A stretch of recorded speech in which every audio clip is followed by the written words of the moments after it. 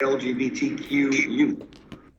Jordan Meehan. Thank you, Chair Day and Chair Eldridge and members of the Joint Committee. My name is Jordan Meehan. I am a Legislative and Policy Manager for the Commission on LGBTQ Youth for the Commonwealth, here to strongly support House 1826 and Senate 920, the Raise the Age bill, as well as House 1795, an act improving juvenile justice data collection.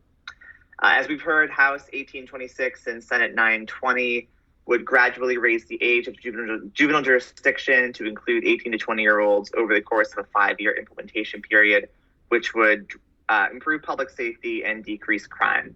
And as we've heard, since we've raised the age to include 17-year-olds in 2013, juvenile crime has declined significantly through the Commonwealth, outperforming national trends in property and violent crime reductions. Raising the age would also guarantee critical protections for LGBTQ youth, which are sorely lacking in the adult system. DYS has shown a far higher degree of competence in handling these issues than the adult legal system. And I just wanted to give a brief overview in respect of your time of some disparities facing this community in justice involvement. For a variety of reasons, ranging from higher rates of homelessness and foster care involvement, LGBTQ youth are twice as likely to enter the juvenile justice system as their non-LGBTQ peers. Researchers estimate that nationwide, about 20% of youth in the juvenile legal system are LGBTQ, even though some estimates show that only about 7% of the U.S. population of youth identifies as such. Transgender and gender nonconforming individuals are nearly twice as likely to have been incarcerated as other LGBTQ people, with transgender people of color reporting a rate of past incarceration 4 times higher than other LGBTQ individuals.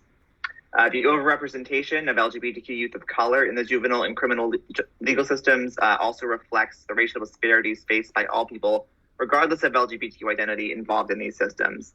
One national study found that as compared to white youth, Black youth are 4 times more likely to be incarcerated. Native American youth are nearly 3 times as likely, while Latinx are 1.5 times as likely. Therefore, deeply troubling, though not surprising, that an estimated 85% of LGBTQ youth in the justice system are youth of color. The climate that many LGBTQ students face in schools also contributes to their overrepresentation in the justice system.